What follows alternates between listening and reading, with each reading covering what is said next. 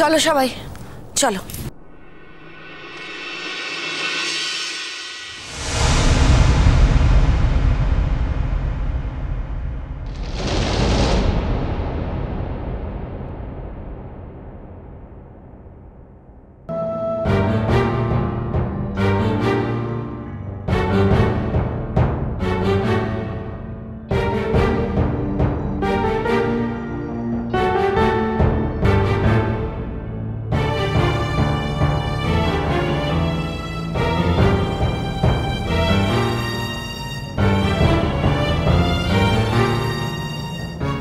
মেঘলা,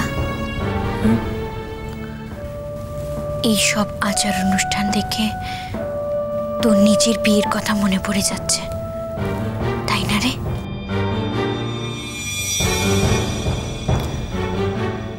অমন একটা দিন কি শুধু অন্যের বিয়ে দেখলেই মনে পড়ে? ওই দিনটা আমার সারা জীবন মনের মধ্যে থাকবে।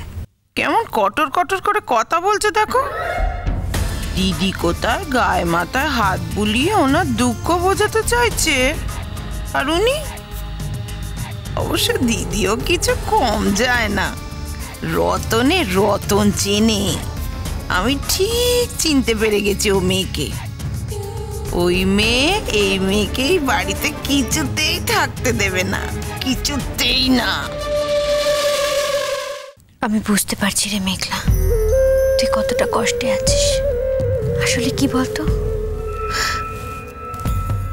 যে বিয়েটাই আর রইল না, যে স্বামী আর নেই, তার ভাবনা চিন্তা তো একটু আলাদা হবে, কি বল?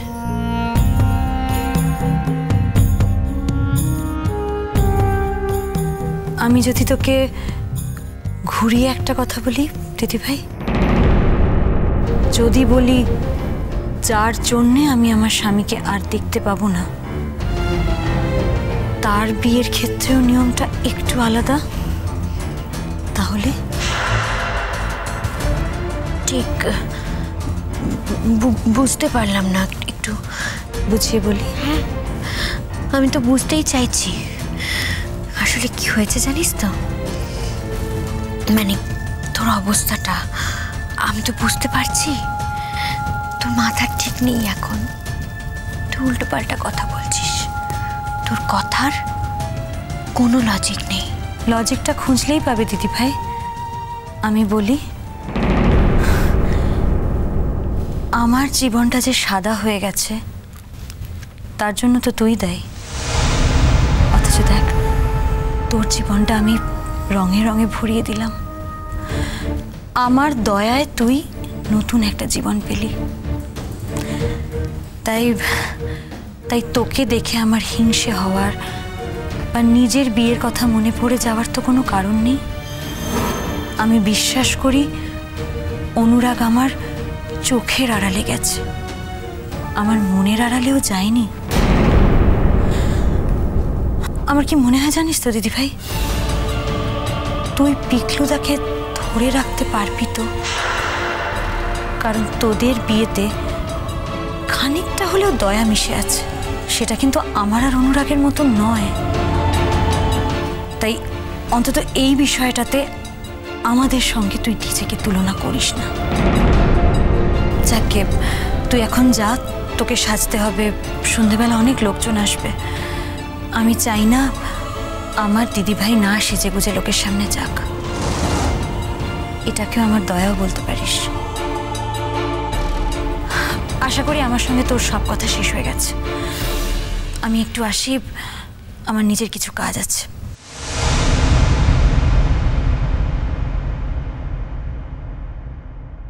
এত সাহস, এত দম্ভ তোর, এত অহংকার, এর দাম যে তুই কড়ায় গন্ডায় পাবি মেঘলা, পেতে তোকে হবে।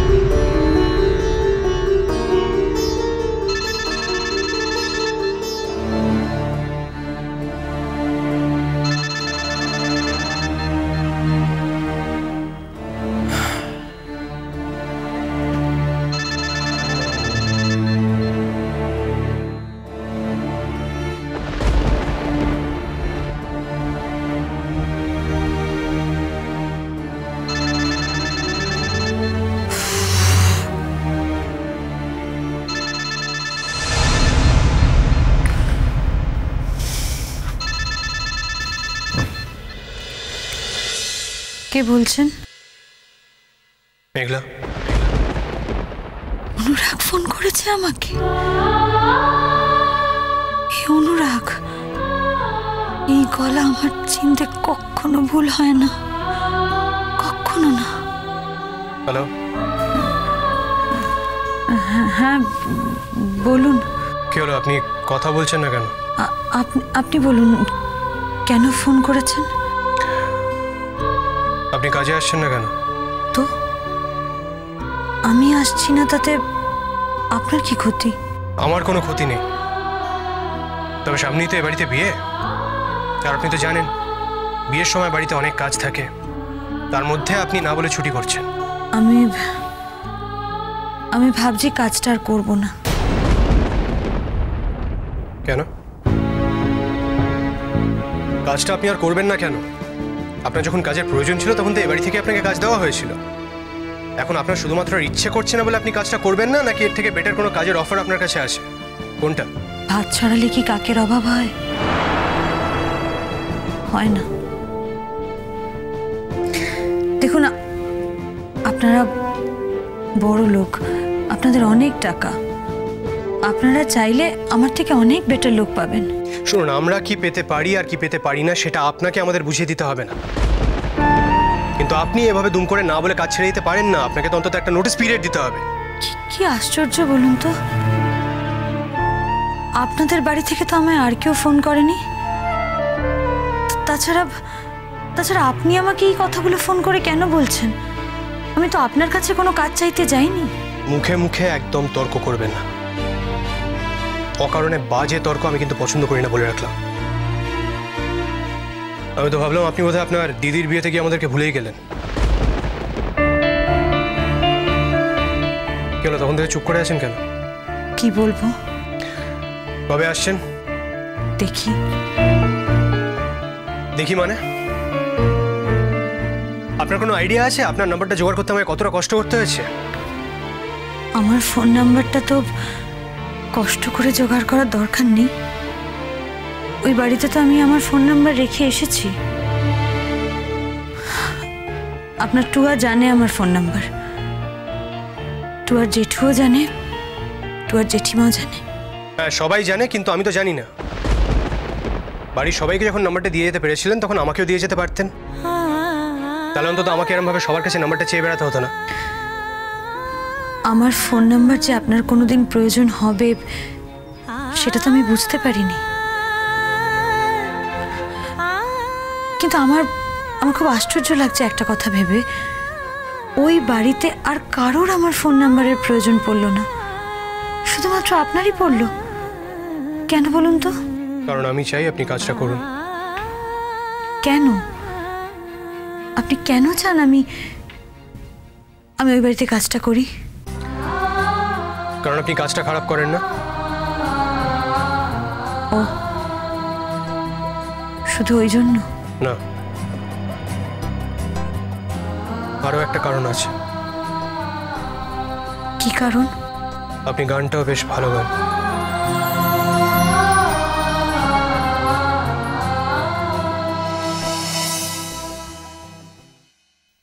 হয়তো আপনার হারিয়ে যাওয়া জীবনে